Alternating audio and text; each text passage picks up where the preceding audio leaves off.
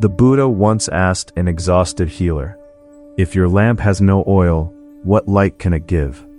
The healer had spent years pouring herself into others, and now felt nothing. Why would the Buddha compare a person to a lamp? Because the answer changes everything about how we understand giving. When we run dry, we don't need to give more. We need to be refilled. Today I'll tell you what the Buddha taught that healer about the one thing she had forgotten to care for. It might be exactly what you need to hear right now. It was the quiet hour, just before dawn. Deep in a forest, on the banks of the Ganges, in northern India, a young monk sat alone. Around him his fellow practitioners slept, but he couldn't. Not tonight. Earlier that day, an elderly woman had come from the village. Her husband was gone. Her children had left. She was living out her days in silence and alone. He had listened to her for hours. He had wanted so desperately to say the right thing, to offer her something, anything that might ease her pain. But the more he reached for words, the more hollow he felt inside. Now the trees swayed softly in the dark. The river murmured somewhere in the distance. And in his chest, two weights sat quietly side by side, the grief of not having been enough, and the exhaustion of having tried so hard to be. He thought of a clay pot he had once seen a village potter discard, not because it had cracked, but because in trying to make it perfect, the potter had pressed too hard, and the walls had grown thin. The pot had held its shape, but barely. He wondered, sitting there in the dark, if he had done the same, pressed so hard against the old woman's sorrow that he had made himself hollow in the trying. The Dhammapada, translated as Words of Truth, is one of the most beloved collections of the Buddha's teachings, written in short, luminous verse. Among its lines there is this: "From those we love, sorrow is born. From those we love, fear is born. For one who is free from attachment, there is no sorrow and no fear." One morning a disciple named Vaisakha came to the Buddha. He was earnest, devoted, deeply kind, but that day his face was shadowed. Dark circles ringed his eyes. His shoulders had fallen forward, as though carrying something invisible. The Buddha looked at him quietly and asked, "What has happened?" Vaisakha was silent for a long moment. Then slowly he began to speak. "I have been listening to the people of the village, the sick, the poor, those who have lost family. I have sat with them, heard them, done everything I could. But lately, I find myself crying without knowing why. After I listen to someone's pain, I feel as if there is nothing left inside me. And still, the next person comes. I am tired. Does that mean I am weak?" The Buddha did not answer right away. He simply looked at Vaisakha, not with judgment, not with pity, but with a stillness that held everything as it was. Then gently he spoke. "Have you ever thought about a lamp that keeps burning?" Vaisakha looked up. "A lamp burns because it has oil. When the oil runs out, the flame goes out, and a lamp with no flame cannot light anything around it. You are not tired because you are weak. You are tired because you forgot to pour oil into yourself." Vaisakha had no words. The Buddha continued. "The Dhammapada says, 'From those we love, sorrow is born.' When you hear this, what do you think it means? That I should stop loving?" "No," the Buddha said quietly. "It is not asking you to stop. It is asking you to look more closely at what has become mixed into your love." Vaisakha tilted his head. "When you go to help someone in a village, what is in your heart? The wish to ease their pain. That is real compassion. That is genuine. But is something else there too? The feeling that you must be the one to fix it. That if you don't, no one will. That you succeeded or failed depending on whether they got better." Vaisakha felt something shift in his chest, like a stone being turned over. "Yes, that is there. That," said the Buddha, "is what is wearing you down. You are not simply carrying another person's suffering, you are carrying a second burden alongside it, the belief that you alone are responsible for saving them. And that belief is what drains the oil from your lamp." Vaisakha closed his eyes. The forest settled around him. "Then what do I do?" The Buddha answered slowly. "First, sit. Simply sit in stillness and feel your own breath. You are a vessel that carries water to others. But if the vessel is dry, it carries nothing. It is the very path that makes compassion possible. He paused, and a small bird landed on a branch nearby, sang once, and was gone. And when you return to the village tomorrow, the Buddha said, go as the rain goes, falling gently, without choosing which leaf to touch, without asking whether the roots remember it. Vaisakha looked out through the trees, and for the first time in weeks, he breathed all the way down. The line from the Dhammapada, "From those we love, sorrow is born," is one of the most misread teachings in all of Buddhism. Many people hear it and think, then I should love less, care less, keep my distance. But that is not what the Buddha was pointing to. What this teaching illuminates is not love itself, but what quietly slips into love when we aren't looking. The desire to help someone is a seed of genuine compassion.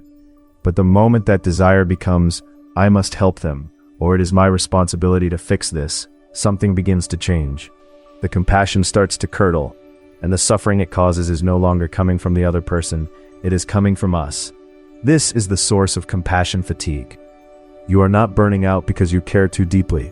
You are burning out because mixed into your caring is the unspoken belief, if I don't save this person, no one will. That belief works on you quietly, relentlessly, judging you every time you feel you fell short, draining you every time you reach out. The exhaustion is not the price of compassion, it is the price of that hidden attachment. Here is another question worth sitting with. We often think of helping as something one person does to another, I am helping them. But Buddhist teaching on interdependence suggests something different. When you are moved by someone's pain, that pain is already resonating inside you. The boundary between helper and helped is not as solid as it appears. What arises first is not me helping you, it is the shared trembling of sorrow and compassion beating. When we see it this way, the rigid figure of the self who must carry all responsibility begins to soften.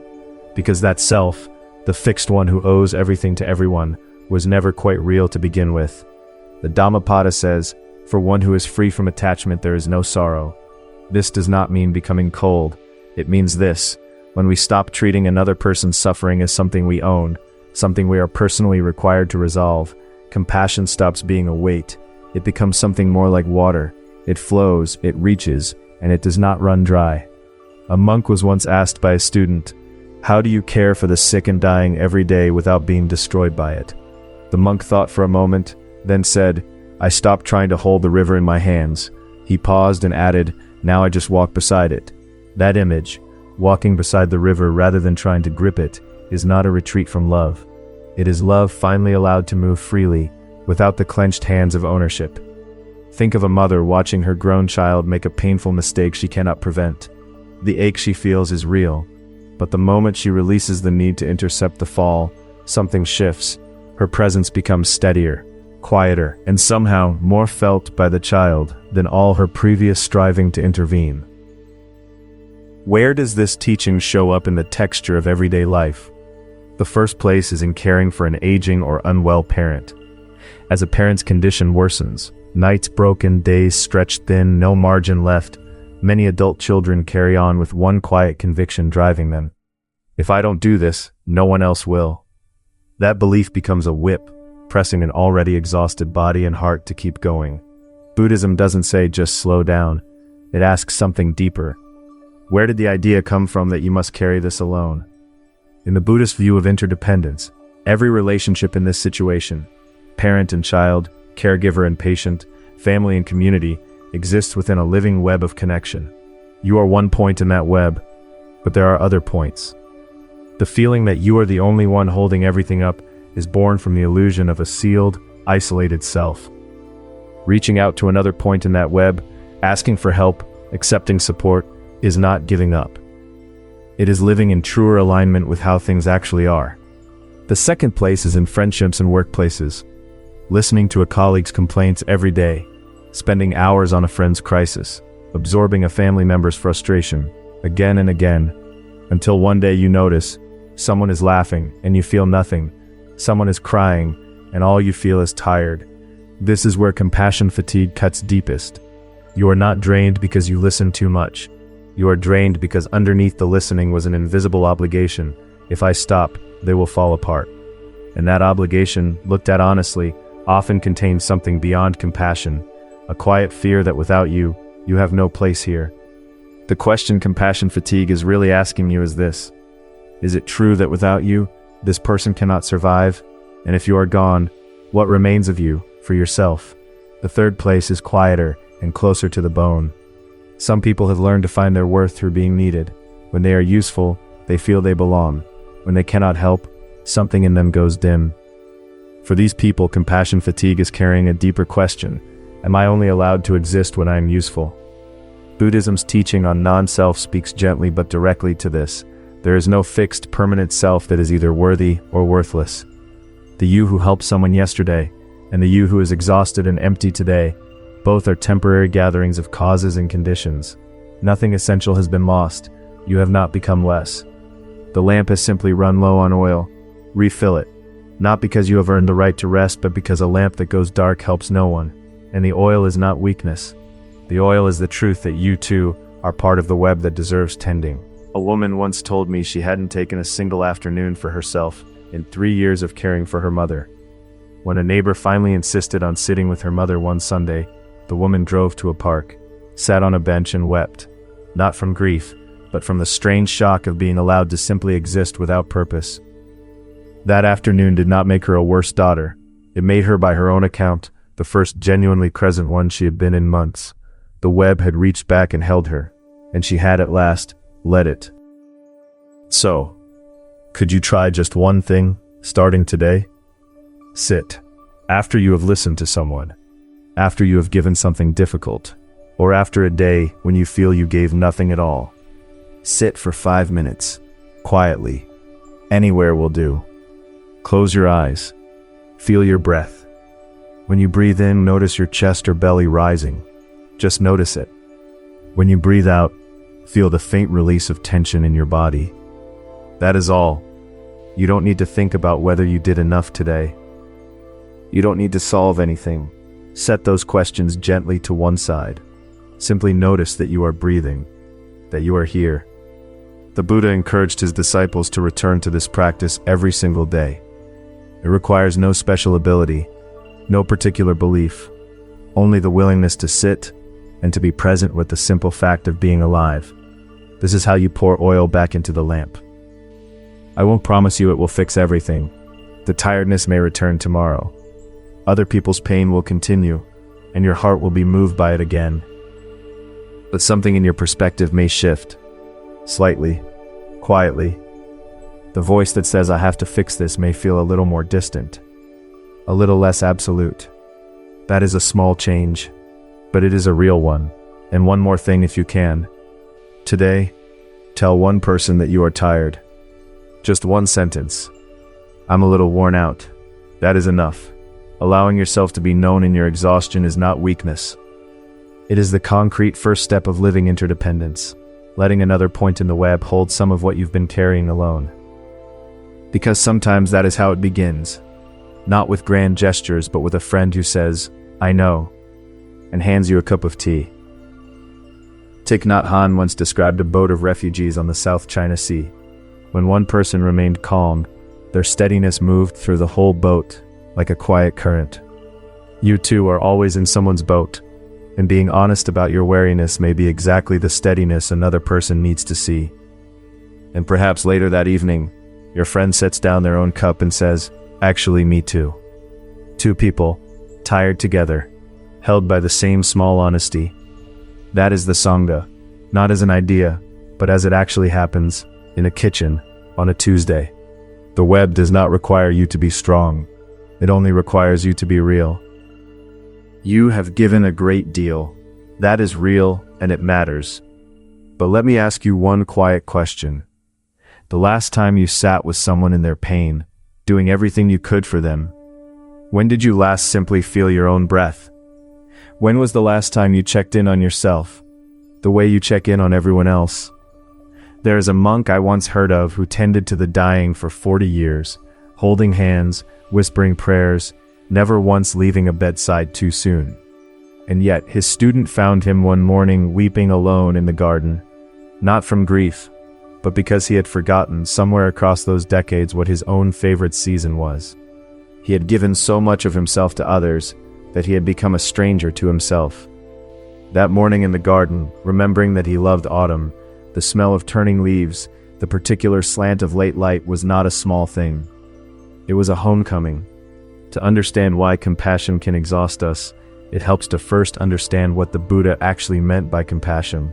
We explored that foundation in an earlier teaching. Compassion fatigue is not a sign of weakness.